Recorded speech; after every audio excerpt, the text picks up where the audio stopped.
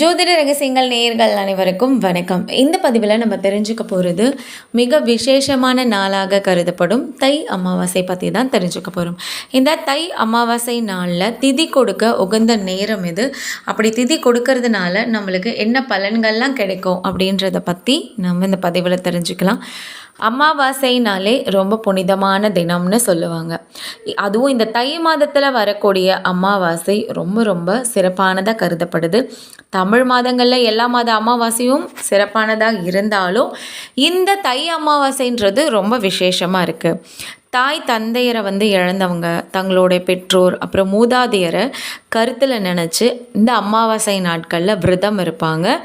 அப்படி விரதம் இருந்து அவங்களுக்கான கர்ம காரியங்களை நிறைவேற்றி வாழ்க்கையில் வளம் பெறக்கூடிய ஒரு உகந்த நாள் தான் இந்த தை அமாவாசை நாள். குறிப்பிட்ட சில மாதங்களில் வரக்கூடிய அமாவாசை நாட்கள் ரொம்ப சிறப்பு வாய்ந்தவைன்னு சொல்லுவாங்க. அதில் ஆடி அமாவாசையும் தை அமாவாசையும் முக்கியமானதாக கருதப்படுது. இந்த தை அமாவாசையில் ஆறு, கடல், புனித நீர் இருக்கக்கூடிய இடத்துக்கு போய் குளித்து நீராடி மூதாதையரை நினச்சி அவங்களுக்கு படையல் படைக்கிறது இல்லை தர்ப்பணம் கொடுக்கறதுன்றது ரொம்ப ரொம்ப விசேஷமாக கருதப்பட்டு வந்துட்டுருக்கு நம்மளுடைய நாட்டில். அந்த வகையில் நாளைக்கு தை அமாவாசை, குறிப்பாக தை அமாவாசை ஞாயிற்றுக்கிழமை அன்னைக்கு வர்றது ரொம்ப ரொம்ப விசேஷம்னு சொல்கிறாங்க. இந்த விசேஷமான நாளில் நீங்கள் திதி கொடுக்க உகந்த நேரம் எது அப்படின்னு பார்த்தீங்கன்னா, அதிகாலை 1:20 திங்கக்கிழமை அதிகாலை 2:31 வரை தை அமாவாசை திதி இருக்கிறதுனால ஞாயிற்றுக்கிழமை அதிகாலையில் நீங்கள் புண்ணிய நதியில் நீராடி நண்பகல் 12 மணிக்குள்ளே தர்ப்பணம் கொடுக்கறது ரொம்ப ரொம்ப நல்லது. இவ்வளவு சிறப்பு வாய்ந்த இந்த தை அமாவாசை நாட்களில் நீங்கள் வாசலில் கோலம் போடக்கூடாதுன்னு சொல்லுவாங்க. அது ஏன்னா அந்த நாளில் நம்ம பித்ருக்களுக்கு தர்ப்பணம் கொடுக்கறதுனால அதை ஒரு மகிழ்ச்சியான ஒரு விஷயமாக கருதாமல் ஒரு பாரம்பரியமாக நம்ம செய்யக்கூடிய ஒரு செயல். அதனால் அன்றைக்கி வாசலில் கோலம் போடவோ இல்லைனா ஏதாவது கேளிக்கை நிகழ்ச்சி, அதாவது என்டர்டைன்மெண்ட் பிளேஸ்க்கு போகிறத தவிர்த்துட்டு பித்ருக்களுக்காக நம்ம செய்யக்கூடிய ஒரு சிறப்பான நாள் இல்லையா, அந்த நாளை அவங்களுக்காக நம்ம செலவிடுறது ரொம்ப ரொம்ப நல்லது. அந்த கர்ம காரியத்தில் ஈடுபடும் பொழுது நம்மளுக்கு வாழ்க்கையில் இருக்கக்கூடிய தடைகள்லாம் நீங்கும்னு சொல்லுவாங்க. அது மட்டும் இல்லை, இந்த அமாவாசை நாளில் நீங்கள் புத்தாடை எடுத்து வச்சு கூட மூதாதையர்களுக்கு வழிபாடு செய்யலாம். அப்படி புத்தாடைகள்லாம் எடுத்து வச்சு நீங்கள் அது இல்லாத ஏழை எளிய மக்களுக்கு தானமாக வழங்கலாம்.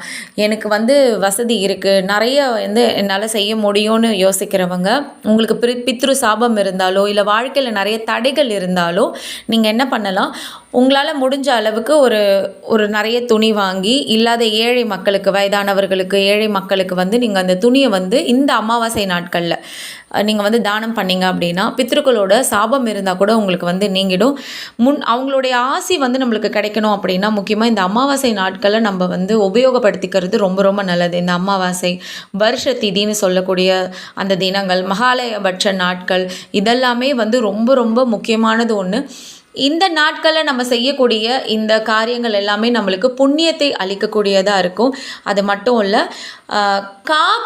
காக்கைகளுக்கு உணவு வைக்கிறதுமே ரொம்ப சிறப்பான ஒரு விஷயமாக காலங்காலமாக நம்ம பண்ணிக்கிட்டு இருக்கோம். ஏன்னா காக்கையோட உருவத்தில் மூதாதையர்கள் அந்த உணவை எடுத்து நம்மளுக்கு ஆசி கொடுப்பாங்க அப்படின்னு சொல்லுவாங்க. காகம் சனீஸ்வரருடைய வாகனம்னு தெரியும். இருந்தாலும் பித்ருக்களுடைய வழிபாட்டில் இந்த காகத்திற்கு ரொம்ப ரொம்ப முக்கியத்துவம் இருக்குது. இது காலங்காலமாக நம்ம பார்த்துட்டு வரக்கூடிய ஒரு விஷயம்தான். நம்ம இந்த காக்காக்களுக்கு சாப்பாடு வைக்கிறோம் இல்லையா, அப்போ அந்த காக்கா சாப்பிட்டதுன்னா நம்மளுடைய மூதாதையர்களுடைய ஆசி நம்மளுக்கு பரிபூர்ணமாக கிடைக்கும் அப்படின்னு சொல்லப்படுறாங்க. சில பேருக்கு அந்த காக்கா சாப்பிடாமல் போயிடுச்சுன்னா அவங்களுடைய மூதாதையர்களுக்கு ஏதோ குறை இருக்குது, அவங்களுடைய சாபம் இருக்குது, அவங்க மன வருத்தத்தில் இருக்காங்க அப்படின்றத ஒரு ஐதீகமாக கருதுறாங்க. ஏன்னா இது ஒரு சம்பிரதாயமாக பண்ணுறதுனால இப்படி ஒரு முறை இருக்குது அப்படின்னு சொல்லிட்டு இருக்காங்க. நீங்கள் காக்காவுக்கு மட்டும் சாப்பாடு வைக்கணும்னு இல்லை, அன்றைய நாளில் நீங்கள் மாடுகளுக்கு அகத்திக்கீரை வாங்கி கொடுக்கறது ரொம்ப ரொம்ப விசேஷம். அது இல்லாமல் ஜீவராசி நீங்கள் உணவு வழங்கலாம். நாய்களுக்கு இந்த மாதிரி ஏதாவது உங்களால் முடிஞ்ச உணவை வழங்கலாம். இல்லைனா வயதானவர்களுக்கு உணவுக்கே வழி இல்லாத ஏழை எளியோருக்கு நீங்கள் அன்றைக்கி உணவு வழங்குறதுமே ரொம்ப ரொம்ப நல்லது.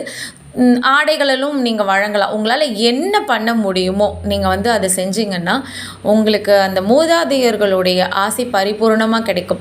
எதுக்கு இந்த நாள் ரொம்ப விசேஷமாக சொல்லப்படுது அப்படின்னா, நம்ம நிறைய வந்து பார்த்துருப்போம், ஜாதகத்தெல்லாம் போய் பார்க்கும்போது பித்ரு சாபம் இருக்குது உங்களுக்கு அப்படின்னு சொல்லியிருப்பாங்க. அந்த பித்ரு சாபத்தினால நம்ம ஒரு காரியம் எடுத்தோன்னா அந்த காரியம் வந்து நடக்காது, தடையாயிட்டு போயிட்டே இருக்கும். இந்த மாதிரியான விஷயங்கள்லாம் நம்மளுக்கு வாழ்க்கையில் நடக்காமல் இருக்கணும் அப்படின்னா, நீங்கள் கண்டிப்பாக இந்த பித்ருக்களுக்கு தர்ப்பணம் கொடுக்கறது ரொம்ப ரொம்ப உகந்ததாக இருக்கும். இதை நிறைய பேர் வந்து தவிர்த்துடுறீங்க. தயவு செஞ்சு தவிர்க்காமல் ஒரு மணி நேரம் நீங்கள் இந்த தர்ப்பணம் கொடுக்கறதுல அவங்களுக்கான கர்ம காரியத்தில் செலவிடுங்க. கண்டிப்பாக உங்கள் வாழ்க்கை சுபிட்சமாக இருக்கும். இந்த பித்தூர்கள் தர்ப்பணத்துக்குரிய இடமாக வந்து ரொம்ப சிறப்பாக கருதப்படுறது எதுன்னு பார்த்தீங்கன்னா கயா. அந்த பித்ரு தர்ப்பணத்திற்குரிய கயாவில் உள்ள பாறைக்கு வந்து காக சிலை அப்படின்னு வந்து பெயர் வச்சுருக்காங்க. அந்த பாறையில் தான் வந்து பிண்டம் வச்சு வணங்குவாங்க. தான் பெற்ற இன்பம் இந்த வையகமும் பெறணும் அப்படின்னு பிற காக்கைகளுக்கும் காக்கா வந்து கத்தி அழைச்சி அதுங்களோட சேர்ந்து சாப்பிடக்கூடிய ஒரு உயர்வான அந்த ஜீவனான காகத்திற்கு வந்து நம்ம உணவு வைக்கிறதுனால பித்தர்களோட ஆசையை நம்ம வந்து பெற முடியும் அப்படின்னு காலங்காலமாக சொல்லிக்கிட்டு இருக்காங்க. கண்டிப்பாக எல்லாருமே இந்த தை அமாவாசையில் உங்களுடைய பித்ருக்களுக்கு உண்டான கர்ம காரியத்தை செஞ்சுட்டு நீங்கள் வாழ்க்கையில் வளத்தை நோக்கி போங்க. இதை யாருமே வந்து தவிர்த்துடாதீங்க. மிக முக்கியமான நாள். மீண்டும் உங்களை வேறொரு பதிவில் சந்திக்கிறேன். நன்றி, வணக்கம். உங்கள் அனைவரது இல்லத்திலும் செல்வமும் மகிழ்ச்சியும் பொங்கி வழியட்டும்.